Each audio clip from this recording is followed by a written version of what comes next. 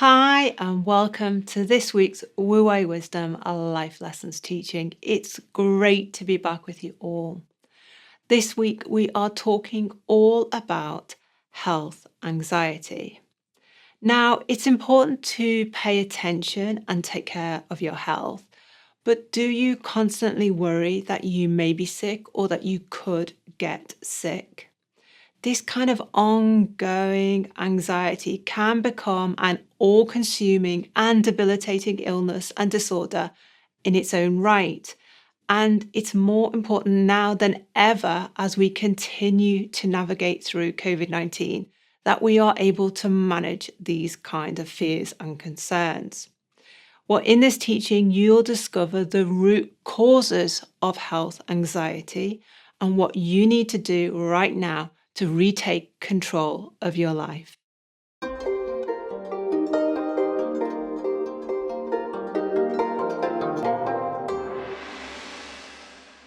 Okay, David, so how common is health anxiety with your clients? Well, surprisingly, it's very common because as we start to do the golden thread and we start to get down to the root cause of the problem, health issues seem to come up very often. And I think it's a real sign of the inner child talking. So it can be a health issue about something they've got at the moment that they think is going to get worse, or something that may happen in the future. So yes, it happens and we talk about it a lot. And when you say golden thread, you mean the golden thread therapy model that you use when you work with your clients? Yeah, so a kind of client will come along with what they may call anxiety, fear, depression. And so, as you know, with the golden thread, we start with the emotion and the teaching. Again, I know I repeat it every video, but it's very important. You are the creator of your emotions. You are not the victim. Can I just say, when I say that, you are the creator of your emotions, not the victim. That doesn't mean to say you shouldn't create emotions, or emotions are natural, or they're not normal. As long as you realize that you're creating them, you cannot be a victim of something that you've created. So a client will come to me with emotional issues, and I teach them the golden thread rule. If you believe that you create them, let's find out why you create them. And then when we go down the golden thread, you'll find then that they'll start talking about the healthy issues. Well, what happens if? Well, what happens if this doesn't happen? Well, what happens if that doesn't happen? And this is what I would call the part of the mind as the inner child. Okay, because when you said health anxiety can be caused by our inner child or out of control inner child, I think a lot of people would say, well, but David, for example, now as we're going through COVID, it's natural, it's normal, it's appropriate even to be anxious, to experience red light feelings, because there's a real high chance I may catch this and it may cause massive problems for me. Yes. So is that still our inner child? So then? I think that's a great example. This is perhaps a once in a lifetime pandemic that we're going through. So if you think about what you just said, and I think most clients would say that, what you're saying is we're in the middle of this pandemic. Isn't it a good idea to create negative feelings? And I would say no. I would say it's not a good idea.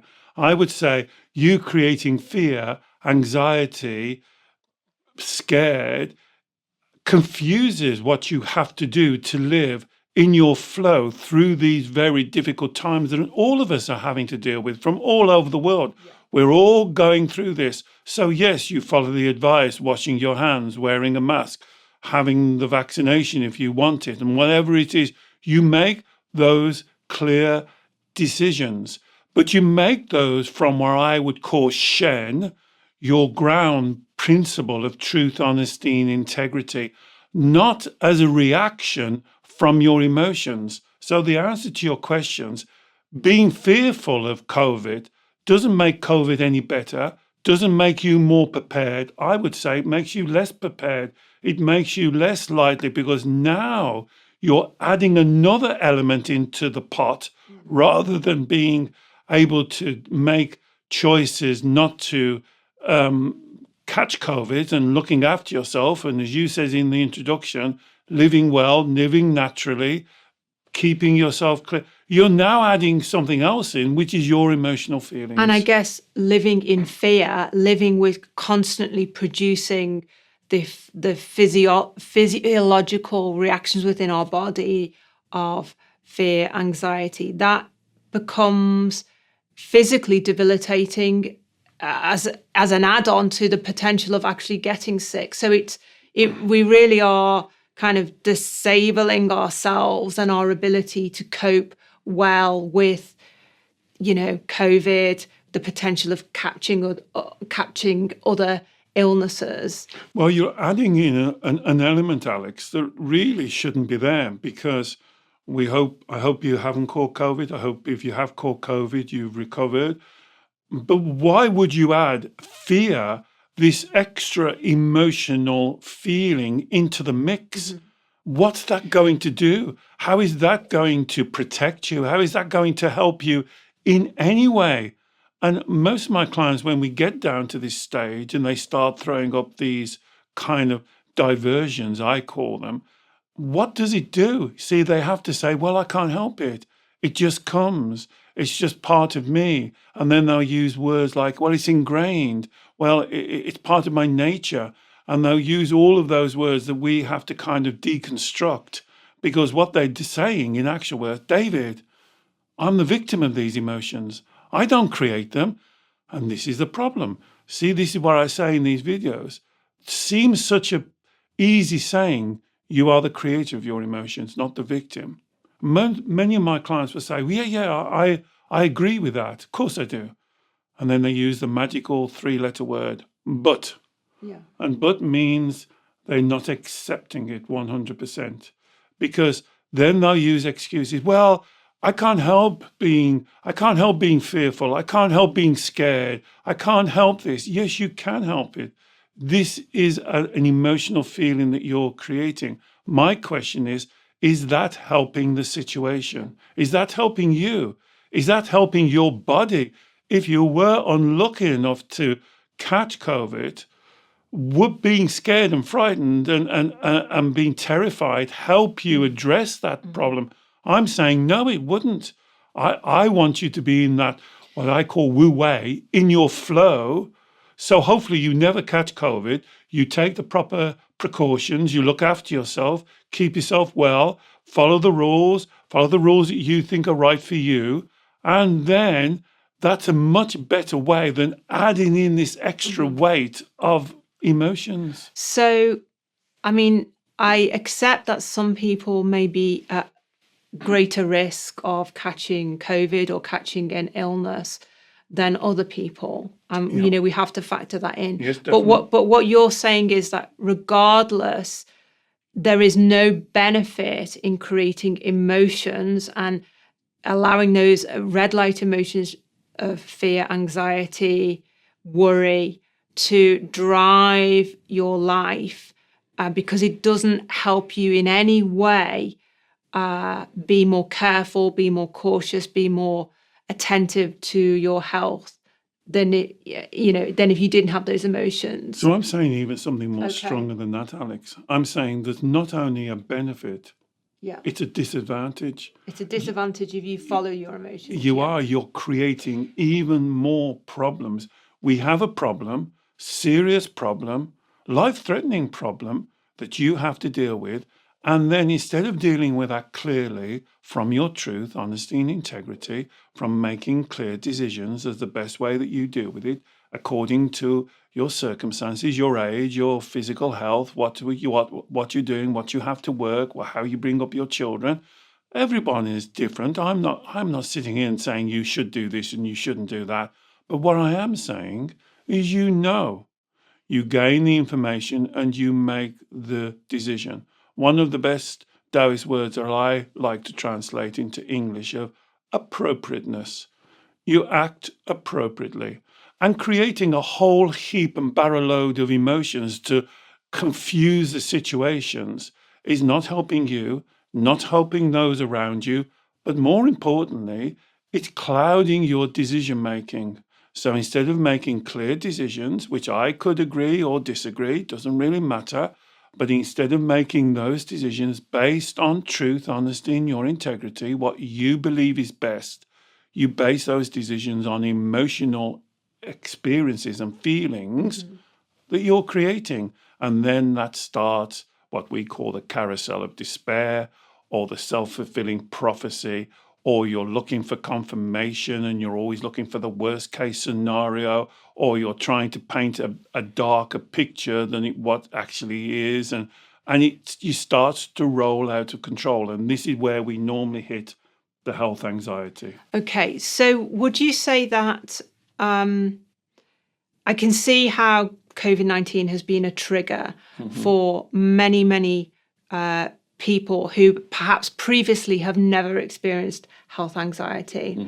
But before we hit COVID-19, there were, I guess, a certain number of clients who were suffering with health anxiety. Big number of clients. Kind of obsessing about their health, obsessing about getting sick.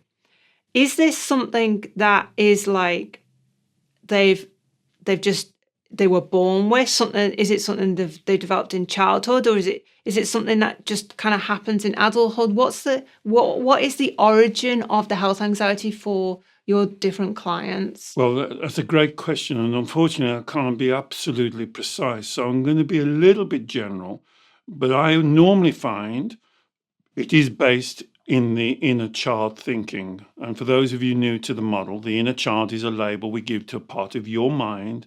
You may want to call it your emotional mind or your ego or your subconscious mind. I think you'll see if you watch some of our videos, the inner child label is a lot more powerful. So it's normally based in the inner child. It's something that they've learned. The normal basis that I find... Sorry, David, learned in childhood. They've learned in childhood. Yeah. Because as I'm trying to say, is as you grow up, the normal basis for this is wanting to be in control. Okay. They dislike the unknown. And for them, health matters is the unknown. Okay. They're not sure that how it's going to transpire. So let me give you an example. They have a rash. They say, well, look, I have a rash. And that is a rash. Yes, I can see you have a rash. And then they'll say the magic words. I went on the internet. How many times have I heard this? And this could be the start of some other big disease. This is typical of the inner child. So it takes a real problem. You have a rashes on your wrist. Now I've looked on the internet and it's told me that one of the symptoms of cancer is a rash on your wrist. Now they've gone to the extreme. Yeah. They're not looking at it, as I said previously, logically, in the middle, correctly, and looking at it. They're now doing this kind of worst case scenario. This is so typical, as I've said in other videos.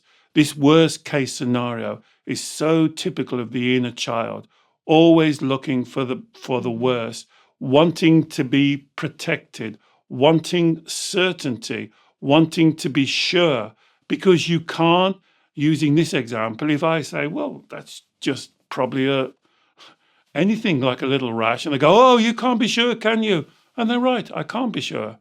And then the inner child takes over. Then the inner child starts this, what we call the carousel of despair, like a hamster on the wheel, making it worse and worse and worse and worse and going out of control until all the time they're creating the red light emotions. Yeah.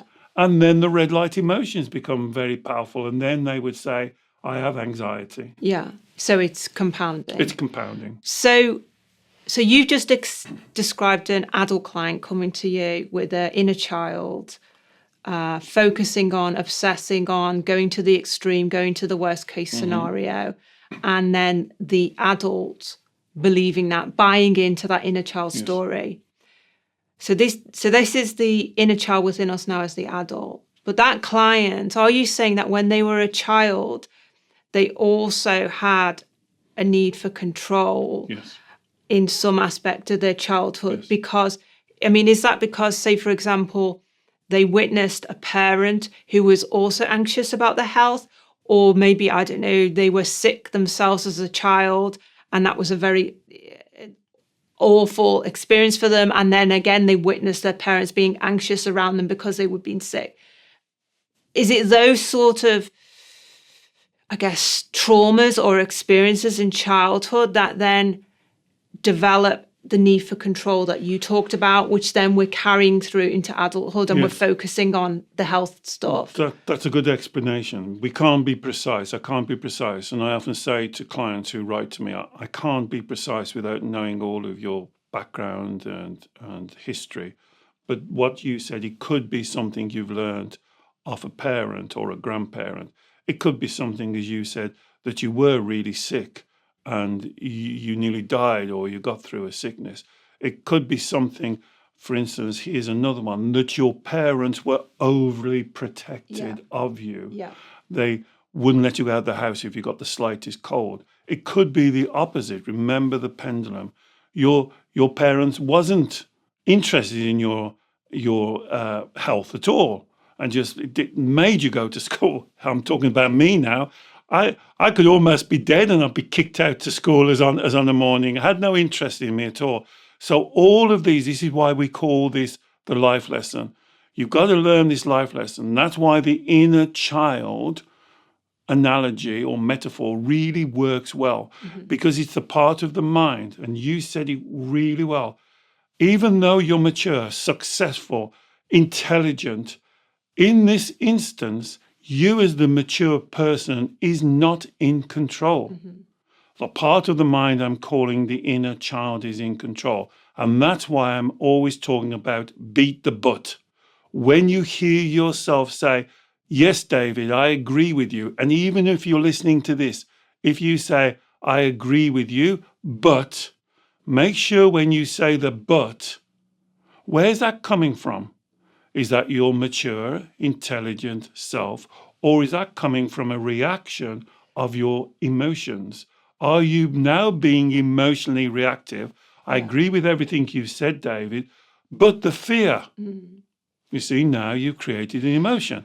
Now you're acting from the emotion. But when we're in the moment, when we have the rash on our hand, to use your example, the red light emotions that we experience because we're following the inner child's logic that this is a disaster, this is a real sickness, this is the worst possible thing that can happen to me.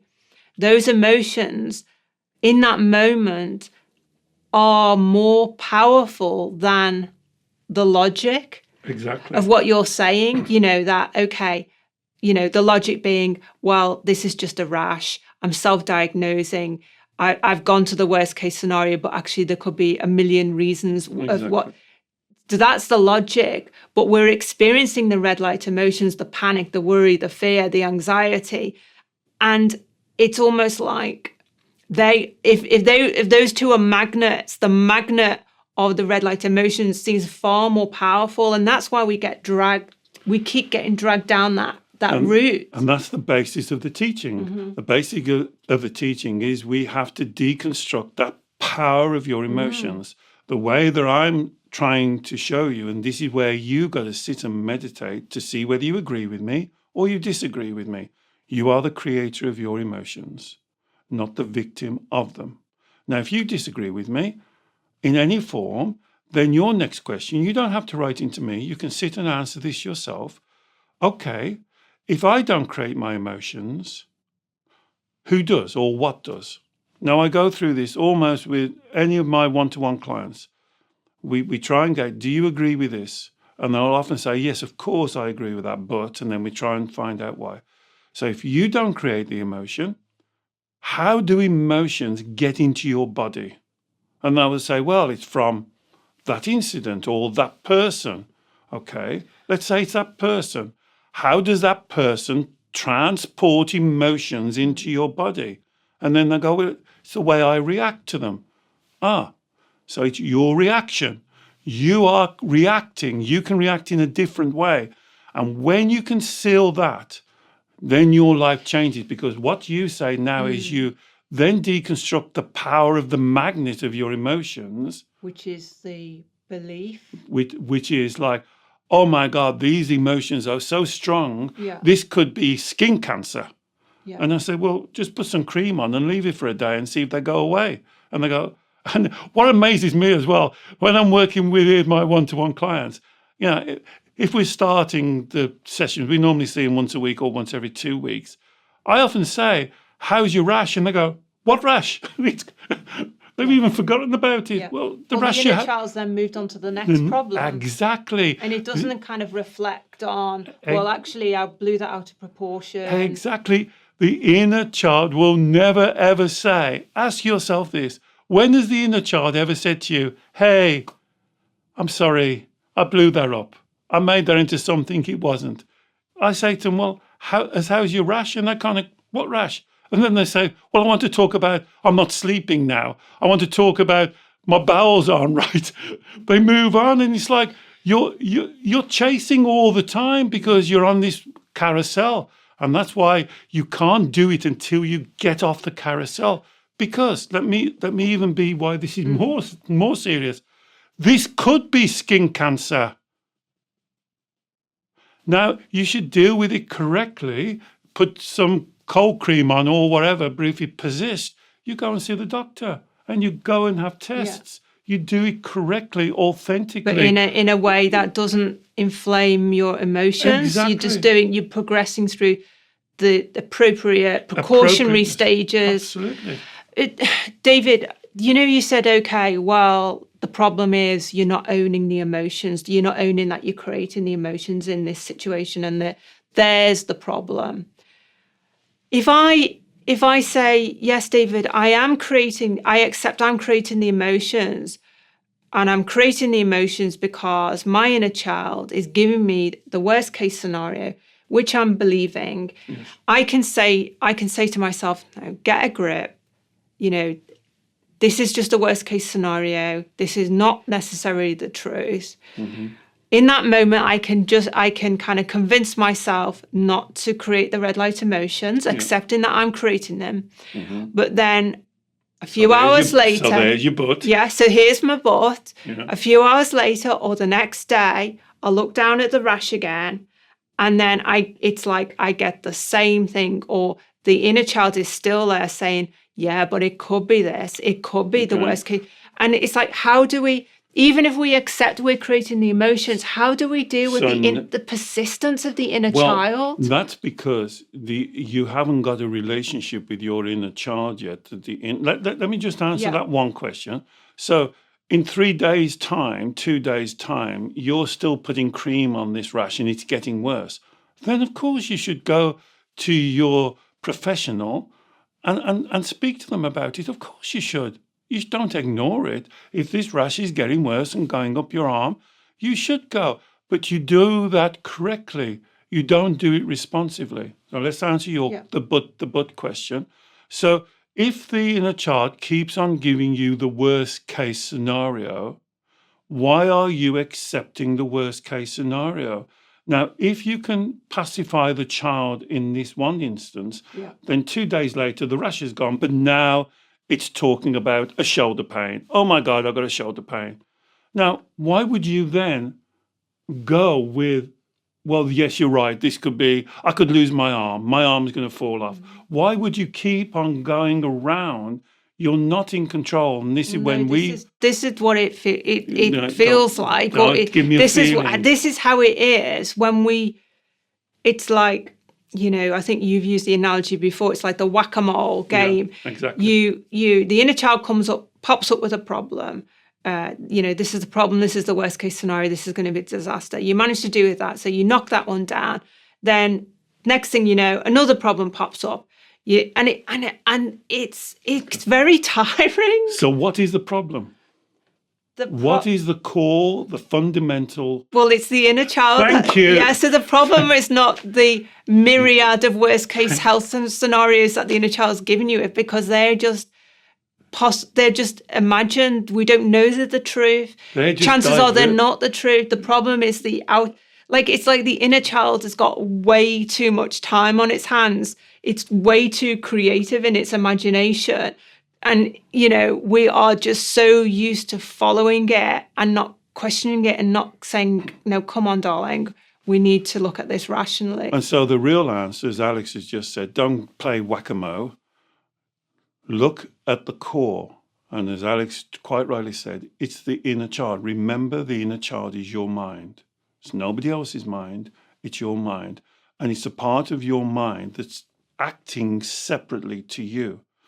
The whole reason why we do this and why we call it Wu Wei, being in your flow, effortless effort, being able to flow through life, rather than having this internal conflict or tug of war where, as you said quite rightly, it's like so energy consuming and time wasting. This is why you're not in your flow.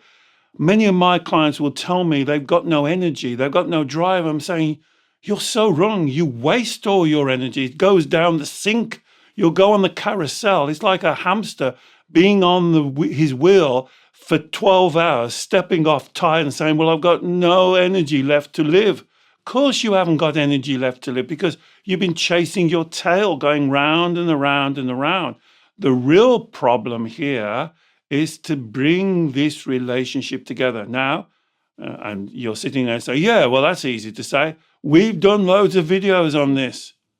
Done loads of videos. The one you should be looking at, we did a series of 3, reparenting your child. Now you have to do the work to regain back this coming together. So we're not trying to kill the inner child. Don't think it's a monster. We don't think it's evil. It's not against you. It's a scared child. And it needs you with all your spiritual knowledge and know-how and caring and love. And what you keep on telling me, your sensitivity and your empathy, keep telling me you've got all these wonderful qualities. Why don't you use them on yourself? Why don't you do that? You're quick enough to do it to other people. You're quick enough to look outside of yourself, blame them, blame this, blame the other. Why don't you take care of yourself and look at your inner child? And when your inner child's screaming about this rash, really, it's not about the rash. You know what it's screaming for? Your attention. It wants to be listened to. Be honest with yourself now. Do you listen to your inner child and address the problems? Or do you say, oh yeah, but, oh, it's so difficult. Oh, I'm just in my groove. Oh, it's just the way I am. Oh, I can't help it. Oh, it's ingrained, David. Oh, it's natural. Oh, it's from my father. It's from my mother. It's from my childhood. I'm a product of my childhood. I can't do anything about it. That's what you do. You don't go and solve the problem. You react to the problem. But in a way, when you say, David, oh, well, it's up to you to take care of yourself. Don't blame others. Don't make excuses, which is obviously the kind of philosophy of everything we teach. But it's kind of slightly paradoxical on this subject because in a way, our inner child is telling us by being overly concerned, by being extraordinarily vigilant about health issues or illnesses, you are taking care of yourself. It's like the inner child has hijacked self-care because, some people would say, well, it's important for me to be very careful about what I eat. It's very important for me to exercise and watch my weight. It's very important that I'm totally focused. But then it goes out of balance. That's a great point, Alex. Again, look at the video we've done on emotional pendulum, because this same inner child that you're telling me is really hypersensitive, really wants to be well, really wants to look at every rash, every pimple, every sleepless night, every not going to the toilet on time, is so caring, is the same inner child that says, I'm not good enough. It's the same inner child that says, I can't cope. It's the same inner child that says, I'm not worthy. I have no value. Here's the catch-22 situation, because both of those are out of balance and you're not in the middle of the pendulum in your Wu Wei. And this is what confuses you. So many of my clients listen to the videos, they book a session, they say, I want to clear the confusion. It's not the confusion in the teaching, it's the confusion of the inner child. You brought it up perfectly. On 1 minute it says, I've got to be hyper-vigilant. I can't have a spot. On the other hand, it'll tell you you're not good enough. You can't cope. You're unworthy. You have no value. You're unlovable. You're at the bottom of the pack. Nobody cares for you. Yeah. It's the same inner child. Yeah. It's playing a game. It wants its own way. It wants what it can't get. It wants to know what's going to happen in the future. It wants certainty. All inner children want certainty. And we can't offer it that. We can't offer. We've got to teach it. And here's the life lesson. We've got to teach it appropriateness to be in your flow. If this rash maintains for more than what is normal, we immediately go to the doctors or the medical profession to have it looked at, to have it tested. If your shoulder's hurting and it doesn't go through the natural process of when you rub some ointment on it, it doesn't go away, you go and have it checked. Doesn't mean to say you're going to lose your arm or die of cancer. You don't go to the worst case scenario, because all that is just the inner child running riot and you following behind. I often say the inner child can be like if you had a pet dog pulling you all around the place. And that's because you are reacting to the emotions, because the most powerful tool that the inner child has got to get its own way, emotions. Because if it gives you fear, anxiety, depression, being scared, being frightened, whatever you want to call it, then you surrender. Yeah. You give in. Oh, yeah, well, look at this. Oh, look, my back. Oh, and I didn't sleep well last night. And yeah, I know, well, I've got over that now, but I'm not sleeping well now, David. Oh, yeah, well, I'm sleeping better now, but I can't go to the toilet. Oh, I've got IBS now. And it's always one thing, back to your whack-a-mole, one thing after another. And there's the inner child screaming for you to listen to it and address its problems. So the ultimate, I guess the issue here is that for some people, the inner child has convinced them that this health obsessiveness, which can transform to health anxiety, is a form of self-care, but actually it's just the inner child wanting to control. And it's the inner child wanting to control the uncontrollable. Well, let's bring it back to COVID. So the inner child, this part of your mind, sees COVID, sees people dying, sees people queues outside of hospitals, thinking about the vaccination, hearing people saying the negative of the vaccination. And the inner child, who I always think is around 6, 7, 8, 9, 10, that's really above its pay grade. It doesn't understand it. So what does it do? Creates an emotion. It's saying, I don't know what to do. It's like, my goodness, even all these adults are arguing against each other. What's the best thing to do? I don't know. And that's where it needs you as the spiritual parent to step in and say, okay, sweetheart, I've got your back here. Hold his hand. When we've done all this work, and you can see how challenging it can be, because if this was a client, we would have to get through this health block. I see it as like a block, because below the block here, we have this scared little child. And he's putting up this block to keep everyone away, keep everyone at bay. We have to find a way through that to speak to the child, because it basically needs you to put your arms around him and say, look, don't worry, I'll look after this. You can trust me. And here comes another issue. Does your inner child really trust you? Does it believe that you, as the adult, can navigate its way? As you said in the introduction, great introduction. Does your inner child part of your mind trust you to navigate your way through this problem that we're all facing? Or does it think, oh my God, I can't trust her or him. I better try and do the best that I can do. Let me now panic and let me run around and let me go to the extremes. It's like a child just deserting ship, if you want. It hasn't got that thought. You've got to bring in that intellect, that mentality, that balance, that harmony, that looking at it from a correct point of view, from Wu Wei, from balance. What your balance is, not my balance or Alex's balance, your balance. What do you think's right? So you make a decision about, say, face masks. You make a decision about washing your hands. You make a decision about what premises you go to or you don't go to. You make decisions about vaccinations. You look at the evidence and you make your decision. That's your decision. And that's what I want you to be accountable, as my American friends like me to use that word, what I call in the UK, self-responsible. And that's for you to deal with this in a balanced way. The inner child will say, I don't like it because I'm uncertain. Yeah. I don't know what the outcome is. Yeah, thank you, David. Well, we've got so many other teachings to help you with this topic and this issue if you're struggling with it. I will put links in the show notes to our inner child reparenting teachings, to the teaching that David mentioned on about the emotional pendulum.